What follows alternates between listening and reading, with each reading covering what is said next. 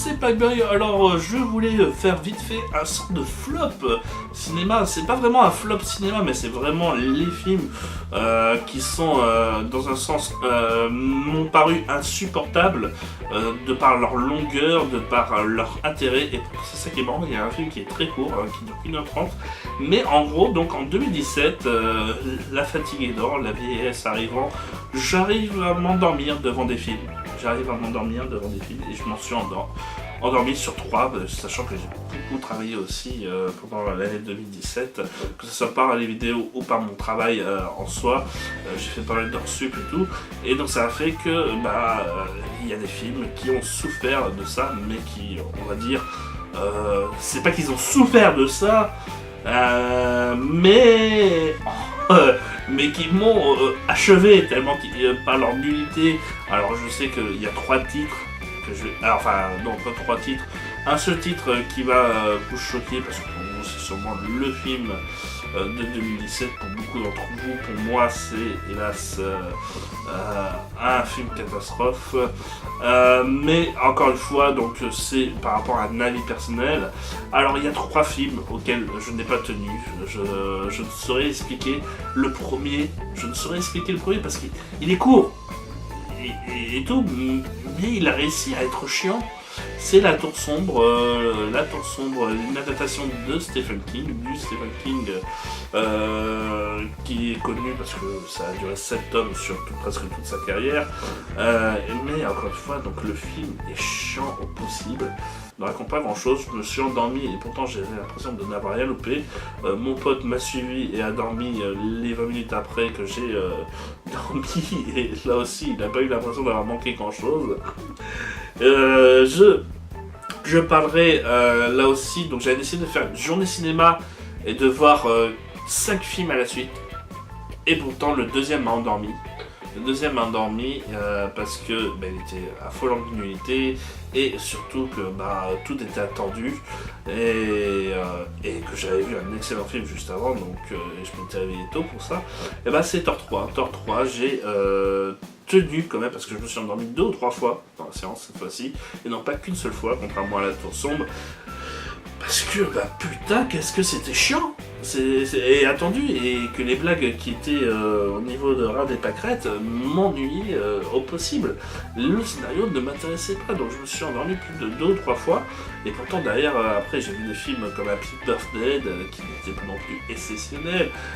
J'ai vu Carbone, qui lui par contre était très très bon, et j'ai revu Justice League, que j'avais vu juste avant Thor 3, donc j'ai vu Justice League 2 fois, et j'ai adoré, mais le seul où je n'ai pas tenu et que je me suis endormi, c'est Thor 3. C'est quand même, surtout sur 5 séances de films, on aurait pu penser que j'aurais pas tenu sur Carbone, qui est un film français polar, qui est bien fait certes, mais que voilà, la fatigue aurait pu m'aider à endormir, même non, ça m'a réveillé même, je trouve, par rapport à ma fatigue, puisque je me suis réveillé à 7h, 8h pour arriver à 9h au cinéma. Et mais là encore, c'est ça qui est étonnant, c'est que je me suis endormi sur le deuxième film parce qu'il n'était pas du tout intéressant, et Happy Birthday n'était pas non plus très intéressant, mais avait la gentillesse d'être assez court. Donc ça va pas tenir, je pense, sur le coup, même si j'avoue que j'ai eu des débuts de saut de lance.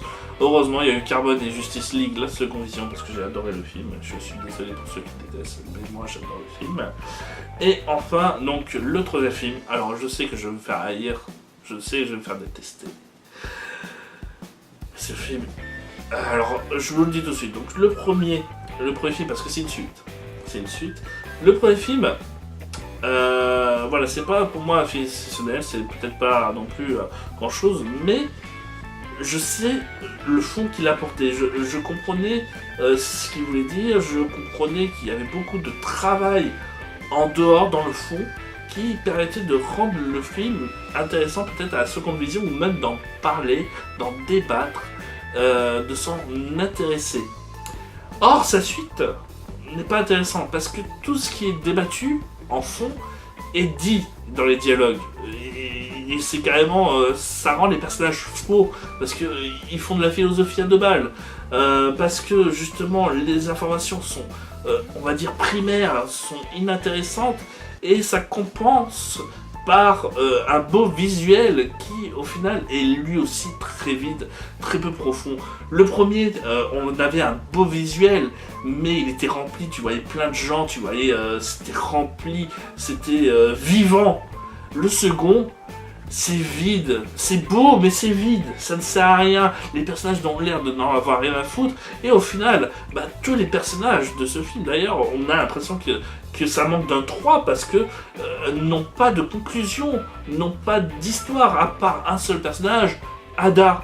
Et maintenant que j'ai dit Ada, oui vous allez comprendre, c'est Blade Runner 2049 qui n'a aucune utilité et qui hélas dure 3 heures. Alors le rythme lent et chiant vient bien entendu du premier Blade Runner, donc je comprends qu'on puisse reprendre la même déclaration, mais il y avait ce côté policier qui permettait de s'y entrer et le film durait un petit peu moins de 2 heures.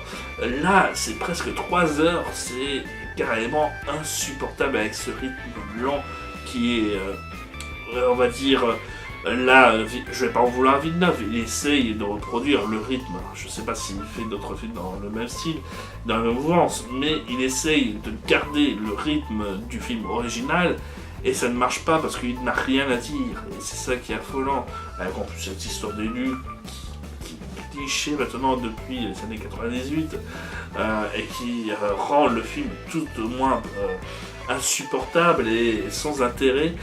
Là je vais me faire haïr, je sais, mais donc j'ai pas tenu, je crois que j'ai dormi une bonne demi-heure sur les 2h40, et là encore je n'ai pas l'impression d'avoir manqué grand chose, c'est ça qui est le plus horrible.